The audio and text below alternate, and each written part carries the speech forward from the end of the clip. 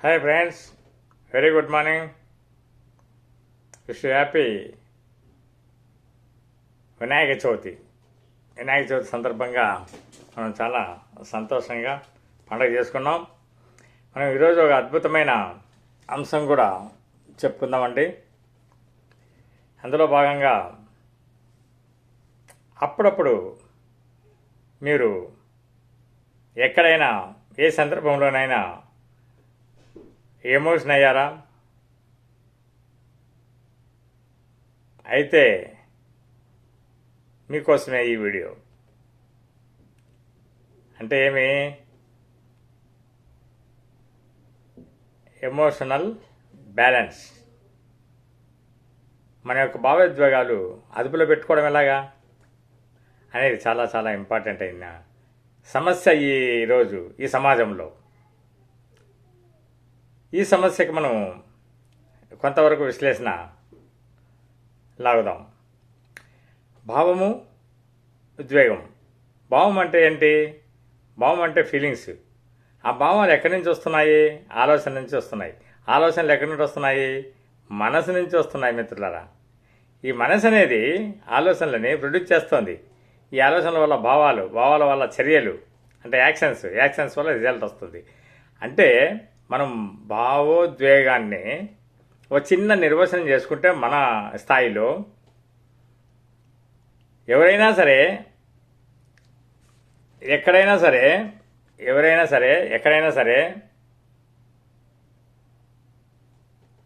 ఆ ఉన్న ప్లేస్లో మీ ద్వారా కానీ ఇతరుల ద్వారా కానీ ఆ సరౌండింగ్ సర్కమ్స్టాన్సెస్ని బట్టి ఏదైనా సిచ్యువేషన్ మీరున్న స్థితి నుంచి ఇంకొక స్థితిలోకి, ఆ ఉద్రేకంగా కావచ్చు, విషాదంగా కావచ్చు, సంతోషకరంగా కావచ్చు, మారడాన్నే భావోద్వేగం అంటాం.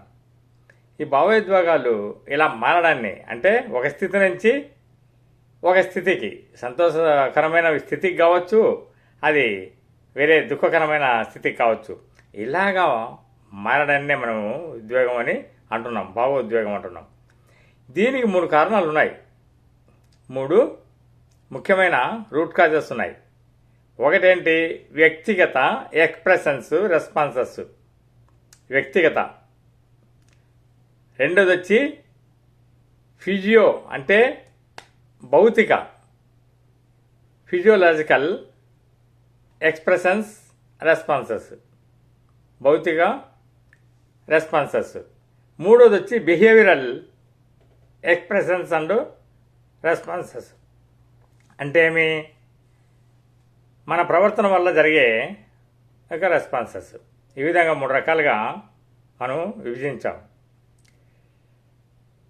పోతే ఈ యొక్క ఎమోషన్స్ అనేటివి ఎలాంటివి అన్నప్పుడు అందరికీ తెలిసినవే.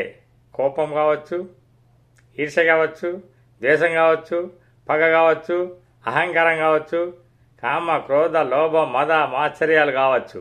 ఇవన్నీ కూడా నెగిటివిటీకి సంబంధించిన ఎమోషన్స్. పాజిటివిటీకి సంబంధించిన ఎమోషన్స్ ఏంటి? ప్రేమ, దయ, కరుణ, శాంతి, అనుభూతి, ఆప్యాయత, ఇవన్నీ కూడా మరి పాజిటివ్ సంబంధించిన ఎమోషన్స్. ఈ ఎమోషన్స్ ఎలాగ ఉన్నాయి? మరి ఇలాంటి ఎమోషన్స్ కలిగినప్పుడు మనం ఎలాగా బ్యాలెన్స్ చేసుకోవాలి?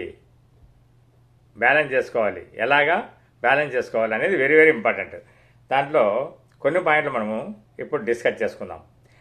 ఒకటేంటి? నంబర్ 1, ఆత్మ విశ్లేషణ చేసుకోవాలి. మన భావాలను మనము అర్థం చేసుకోవాలి. మన భావాలని మనము అర్థం చేసుకోవడానికి ప్రయత్నం చేసి దానికి అడాప్ట్ కావాలి, అడ్జస్ట్ కావాలి. రెండోది, ఈ మధ్య 1975 నుంచి న్యూరో లింగ్విస్టిక్ ప్రోగ్రామ్ వచ్చింది. దాని ద్వారా మనం ఏం చేయొచ్చు అంటే రీఫ్రేమ్ చేసుకోవచ్చు. మనం ఏదైనా ఒక స్థితిలో ఉన్నప్పుడు ఆ స్థితిని ఇంకా ఆహ్లాదకరమైన స్థితికి మార్చుకోవచ్చు. సపోజ్ ఒక దుఃఖంలో ఉన్నాము, అక్కడి నుంచి లేచిపోయి ఒక చోట కూర్చొని కళ్ళు మూసుకొని మన యొక్క స్థితిని గుర్తు తెచ్చుకొని దాని మీద మనం ఆహ్లాదకరంగా గడిపిండే బర్త్డే కావచ్చు, లేకుంటే మ్యారేజెస్ కావచ్చు, లేకుంటే ఎక్కడన్నా టూరిస్ట్ ప్లేసులకు వెళ్ళిండేది కావచ్చు, మనం మన ఫ్యామిలీతోనో మన బంధువులతోనో పోయిండే సన్నివేశాలు కావచ్చు, అవి కొన్ని తీసుకొని 3 వాటిని మనము అద్భుతంగా రీఫ్రేమ్ చేసుకున్నట్లయితే చక్కగా మనకు ఆ భావోద్వేగం నుంచి మనం బయటపడతాం. నంబర్ 2 వచ్చి మెడిటేషన్. అత్యంత ముఖ్యమైనది మెడిటేషన్. ప్రతి ఒక్కరు కూడా ఇప్పుడుండే సమాజంలో ఖచ్చితంగా మనము ధ్యానం అనేది రోజుకు 3 సార్లు చేయాలి. పొద్దున, మధ్యాహ్నము, సాయంత్రం కనీసం 2 సార్లు చేయాలి, మార్నింగ్ అండ్ ఈవినింగ్. ఈ ధ్యానము నాకు తెలిసిన మటుకు బ్రహ్మర్షి పత్రిజీ గారు అంతకుముందు 3600 సంవత్సరాల క్రితం బుద్ధ భగవానుడు ఈ ప్రపంచానికి ఇచ్చాడు, శ్వాస మీద ధ్యాస. అదే పత్రిజీ గారు కూడా ఫాలో అయ్యారు. కాబట్టి ఆ యొక్క ధ్యానం వల్ల చాలా సకలమైన రోగాలు కూడా తగ్గుతున్నాయి, మానసిక చర్యలు కూడా తగ్గుతున్నాయి. ఎంతోమంది చాలా బాగుపడుతుంది కూడా. నేను కూడా చూశాను. ఆ యొక్క ధ్యానం చాలా చాలా ఉన్నతంగా ఉంటుంది. దానికి కొన్ని కండిషన్స్ ఏం లేవు. మన శరీరం ఏ విధంగా సహకరిస్తే ఆ విధంగా కూర్చొని చక్కగా కళ్ళు మూసుకొని, కాలు మీద కాలు వేసుకొని, ఒక చేయి మీద చేయి పెట్టుకొని, కళ్ళు మూసుకొని శ్వాసని ఈ ముక్కు దగ్గర అబ్జర్వ్ చేస్తూ ఉండడం, గమనించడం. ఎక్కడైనా మైండ్ పోయిందనుకో మళ్ళీ తీసుకొచ్చి ఇక్కడ పడేయడం. ఆ యొక్క గాలిని అబ్జర్వ్ చేస్తూ ఉండడం. ఆ విధంగా సాధన చేయగా ఈ యొక్క ఆలోచనల వేగము క్రమంగా తగ్గుతూ వస్తుంది. ఒకసారి చక్కగా బ్యాలెన్స్ అయిపోతుంది. అంటే అంతా మనకు ఆలోచన రహితంగా తయారవుతుంది. ఆ తర్వాత ఏమవుతుంది? ఆలోచనలు ప్రశాంతంగా ఉంటాయి, చక్కగా ఉంటాయి. వచ్చే ఆలోచనలు అద్భుతమైన ఆలోచనలు ఉంటాయి. కాబట్టి మంచి రిజల్ట్స్ వచ్చే ఆస్కారం ఉంది. నెక్స్ట్ వన్ వచ్చి శారీరక వ్యాయామం, physical exercise. Very very important. ఇప్పుడుండే హైబ్రిడ్ ఫుడ్కు ఫిజికల్ ఎక్సర్సైజ్ కంపల్సరీ ఉండాలి బాడీకి. ఫిట్నెస్ కోసం యోగా చేసుకోండి, సూర్య నమస్కారాలు చేసుకోండి, లేకుంటే ఏదైనా కానీ బాడీకి మరి ఎక్సర్సైజ్ చేసుకోండి, వాకింగ్ చేసుకోండి, ఇలా జిమ్ చేసుకోండి, ఏదైనా చేసుకోండి. కొద్దిగా ఒక 20 మినిట్స్ నుంచి మ్యాక్సిమం 1 అవర్ ఆ ఏజ్ని బట్టి మనం ఖచ్చితంగా బాడీకి ఒక రకమైన ఎక్సర్సైజ్ అనేది ఇవ్వాలి, కంపల్సరీ ఇవ్వాలి. అలాగే మైండ్కు ఇందాక మాట్లాడుకున్నాం, మెడిటేషన్ ద్వారా మైండ్ చాలా వరకు బాగా చక్కగా తయారవుతుంది. అంతేకాకుండా దీర్ఘ శ్వాస పీల్చుకోవడం అంటే ప్రాణాయామాల ద్వారా మనం చాలా చక్కగా మనము ఈ యొక్క బాడీలో ఉండే నర్వ్స్ అన్నీ కూడా యాక్టివ్ అయిపోతాయి, సెల్స్ అన్నీ కూడా యాక్టివ్ అయిపోతాయి. ఆక్సిజన్ అనేది, ప్రాణశక్తి అనేది మొత్తం బాడీ అంతా కూడా అందుతుంది. దాని ద్వారా మనకు చాలా ఎనర్జీ అనేది వస్తుంది. మెడిటేషన్ వల్ల వచ్చే ఎనర్జీ ఒకటైతే దీనివల్ల కూడా వచ్చే ఎనర్జీ చాలా అద్భుతమైనది. కాబట్టి మైండ్కి చాలా రిలాక్స్ అవుతుంది. అంతేకాదు మిత్రులారా, ఈ యొక్క బ్యాలెన్స్ చేసుకునే భాగంలో అసలైనది వచ్చి సామాన్యమైన పద్ధతి సామాజిక మద్దతు. సమాజంలో ఎట్లా మనము మద్దతు తీసుకోవాలా?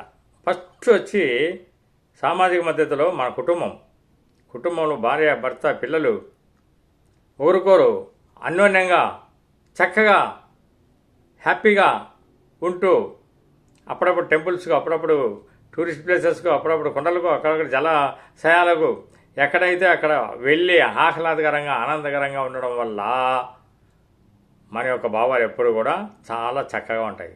ఆ తర్వాత ఫ్రెండ్స్తో ఆప్తులుగా ఉండాలి, చాలా అన్యోన్యంగా ఉండాలి, ప్రాణస్నేహంగా ఉన్నట్లయితే అక్కడ కూడా మనకు ఎప్పుడైనా కానీ ఎమోషన్ వచ్చినప్పుడు ఫోన్ చేస్తే చాలు చాలా చక్కగా మాట్లాడడం వల్ల మనకు ఆ యొక్క భావోద్వేగాలు, ఉద్రేకాలు తగ్గుతాయి. అంతేకాకుండా బంధువులతో కూడా మనం చక్కగా ఉండాలండి. ఆ బంధుత్వం అనేది చాలా అద్భుతంగా మనం మెయింటైన్ చేయాలి. సామాజిక మద్దతు. స్వప్రేమ, లవ్ యువర్ సెల్ఫ్. నిన్ను నువ్వు ప్రేమించుకోకుంటే వేరే వాళ్ళు టక్కన ఎందుకు ప్రేమిస్తారు? మనలో ఉండే ఆలోచనలు, మనలో ఉండే భావాలు, మనలో ఉండే యొక్క ఆ నిర్ణయాలు, మనలో ఉండే యొక్క బలాలు, మనలో ఉండే బలహీనతలు అన్నీ కూడా ఫస్ట్ మనము ప్రేమించాలి. దాని ద్వారా ఉండే డిఫెక్ట్స్ ఏంటి, అడ్వాంటేజెస్ ఏంటి అన్నీ కూడా కనుక్కొని దాన్ని కరెక్ట్ చేసుకొని ఒక శక్తిగా చక్కగా ఈ కాలాన్ని ఉపయోగించుకుంటూ ముందుకు పోవడానికి ప్రయత్నం చేయాలి. ఒక జర్నల్ మెయింటైన్ చేయాలి, ఒక డైరీ మెయింటైన్ చేయాలి, దాంట్లో ఒక నోట్ చేసుకోవాలి. ప్రతిదీ కూడా నోట్ చేసుకొని అవి రిపీటెడ్గా చూడడం వల్ల మన డబ్బులు మనము సరి చేసుకోవడానికి అవకాశం ఉంది. ఎప్పుడు కూడా గ్రాటిట్యూడ్తో ఉండాలండి, కృతజ్ఞతతో ఉండాలి. మనం ఎవరైనా కానీ సాయం చేసినా, మనకు సాయం చేసినా కానీ మనం ఖచ్చితంగా కృతజ్ఞతాభావంతో ఉంటే అద్భుతంగా మన మైండ్ చాలా ప్రశాంతంగా తయారవుతుంది. అంతేకాకుండా ఏదైనా సమస్య వచ్చిందనుకో, మనలో ఉండే నైపుణ్యాన్ని ఉపయోగించి అభివృద్ధి చేసుకోవచ్చు. లేదా ఒక మెంటర్స్ని కానీ, ఒక ట్రైనర్ కానీ, ఒక ప్రొఫెసర్స్ని కానీ, ఎవరైనా గొప్ప వాళ్ళని ఫీడ్బ్యాక్ తీసుకొని దాని ద్వారా కూడా మనము సమస్యని పరిష్కరించుకోవాలి. కానీ ఎమోషన్ అయ్యి మన ఆరోగ్యాన్ని పాడు చేసుకునే స్థితికి రాకూడదు. కాబట్టి ఎమోషన్ను తగ్గించుకోవాలి. ఇంకోటి, ఏదైనా కానీ ఎవరైనా కానీ చిన్న చిన్న తప్పులు చేస్తే క్షమించడం అనేది, క్షమాగుణం అనేది ఉండాలి. ఎప్పుడైతే మనకు క్షమాగుణం ఉంటుందో అప్పుడు మనము అందరితో కూడా కీర్తింపబడతాము, అందరితో కూడా మంచిగా మరి మంచితనం అనేది ఉంది అని అనిపించుకుంటాము, చక్కగా తయారవుతాం. అలాగా ఇది కంట్రోల్ చేసుకోవడానికి, బ్యాలెన్స్ చేసుకోవడానికి భావోద్వేగాలు అసలైంది ఈ పెద్దలు కానీ, కొత్త సర్టన్ ఏజ్ తర్వాత అయింది కానీ వీళ్ళంతా కూడా విశ్రాంతి ఎక్కడైతే జరుగుతాయో అలాంటి కార్యక్రమాలకు చాలా చోట్ల యోగా కార్యక్రమాల్లో లాఫింగ్ ఎక్సర్సైజ్ చేస్తుంటారు. సండే టైమ్స్ చాలా కమ్యూనిటీల్లో ఈ యొక్క లాఫింగ్ ఎక్సర్సైజ్ చేస్తుంటారు. ఇవన్నీ కూడా అటెండ్ అయ్యేదాని వల్ల మనకు అత్యద్భుతంగా ఆనందంలో మునిగిపోతాము. అది ఆ రోజంతా కూడా చాలా హ్యాపీగా ఉండడానికి కూడా ఉపయోగపడుతుంది. ఇలాగ మనము ఎప్పుడూ కూడా మన ఎమోషన్స్ని బ్యాలెన్స్ చేసుకోవాలి. ఇక ఆ ఎమోషన్స్ని బ్యాలెన్స్ చేసిన తర్వాత కలిగే ఉపయోగాలు ఏంటి అని అన్నప్పుడు నెక్స్ట్ ఉపయోగాలు ఏమండి, ఒకసారి మనం దానివల్ల నష్టపోతాము అనేది తెలుసు. శారీరకంగా కానీ, మానసికంగా కానీ, ఇక సమాజంలో కానీ, ఏమైనా బంధుత్వాలు కానీ అన్నీ కూడా చెడిపోతాయనే తెలుసు. దాన్ని ఎప్పుడైతే మనం కరెక్ట్ చేసుకున్నామో, బ్యాలెన్స్ చేసుకున్నామో ఆటోమేటిక్గా మనకు ప్రయోజనాలు అనేది వస్తుంది. ఏంటి ప్రయోజనాల్లో నంబర్ 1 వచ్చి మెరుగైన శారీరక మానసికమైన ఆరోగ్యము చాలా చక్కగా మెరుగవుతుంది. అంతేకాకుండా చక్కటి రిలేషన్స్ పెరుగుతాయి.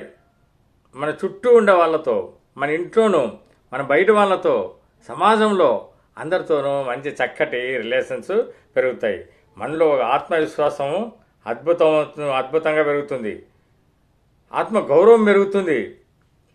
అంతేకాదండోయ్, మరి సెల్ఫ్ అవేర్నెస్ పెరుగుతుంది. సెల్ఫ్ అవేర్నెస్ ఎట్లా వస్తుంది? కాన్షియస్ నాలెడ్జ్ అనమాట. అది ఎప్పుడు కూడా మన దగ్గర ఉంటుంది కాన్షియస్ నాలెడ్జ్. ఆ నాలెడ్జ్ని ఉపయోగించుకొని మనం ఎప్పుడైతే చక్కగా ప్రతిదీ కూడా వచ్చే యొక్క భావాల్ని ఎప్పటికప్పుడు ఎరిగి దానికి సరైన రెస్పాన్సెస్ ఇచ్చినట్లయితే అద్భుతంగా మనము సెల్ఫ్ అవేర్నెస్తో చక్కగా మన ఒక బాటని, మన గోల్డెన్ వ్యూని, మన గోల్స్ని సెట్ చేసుకొని చక్కగా అభివృద్ధి కావచ్చు. అంతేకాకుండా అండి, డిసిషన్ మేకింగ్ అనేది అద్భుతంగా ఉంటుందండి. ఎప్పుడైతే మీకు ఆలోచనలు తగ్గుముఖం పట్టి రాహిత్యంగా తయారయ్యి మంచి ఆలోచనలు వస్తాయనుకో, ప్రశాంతంగా నిర్ణయం తీసుకుంటారు కదా. ఎప్పుడైతే ప్రశాంతంగా నిర్ణయాలు తీసుకుంటారో అప్పుడేమవుతుంది? చక్కగా ఉంటుంది లైఫ్. మంచి నిర్ణయాలు తీసుకుంటాము. మంచి నిర్ణయాలు తీసుకునే దానివల్ల టీం అంతా బాగా వర్క్ చేస్తుంది. లేకుంటే ఇంట్లో అయితే మన ఇంట్లో వాళ్ళంతా బాగా పనిచేస్తాము. సమాజంలో మంచి రిలేషన్స్ ఉంటాయి. కాబట్టి ఏమవుతుంది, అప్పుడు రిజల్ట్స్ అనేది అద్భుతంగా వస్తుంది. Main and stress and strain, ఒత్తిడి అనేది బాగా కంట్రోల్ అయిపోతుంది. ప్రతి చీటికి మాటికి మనము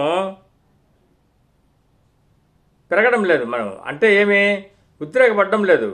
ఎప్పుడైతే ఉద్రేకపడకపోతే ఆటోమేటిక్గా ఒత్తిడి అనేది తగ్గుతుంది. ఒత్తిడి అనేది తగ్గితే ఆరోగ్యం అనేది అద్భుతంగా ఉంటుంది కదా. కాబట్టి ఎప్పుడూ కూడా మనము ఒక 5 పాయింట్లలో దీన్ని చక్కగా ముగించినాం. ఇప్పుడు ఎలాగా? ఒకటి, భావోద్వేగాలు అంటే ఏంటి, భావోద్వేగాలు యొక్క కాంపనెంట్స్ ఏంటి, భావోద్వేగాలు ఉదాహరణలు ఏంటి, ఏమేమయ్యి, దుఃఖపూర్వకంగా ఏంటి, సంతోషపూర్వకంగా ఏంటి అనేది, ఈ యొక్క భావోద్వేగాలు అదుపులో ఉండడానికి చిన్న చిన్న టిప్స్ ఏంటి,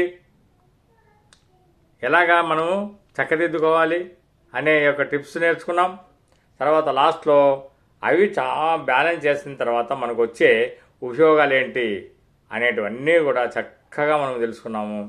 ప్రతి ఒక్కరు మిత్రులారా, నా రిక్వెస్ట్ ఏంటంటే అందరూ కూడా ఎమోషన్ కాకుండా మన ఆరోగ్యాన్ని చక్కగా కాపాడుకుంటూ హ్యాపీగా ఉండాలని మరొకసారి కోరుకుంటూ ఇంతతో ముగిస్తున్నాను. Thank you so much.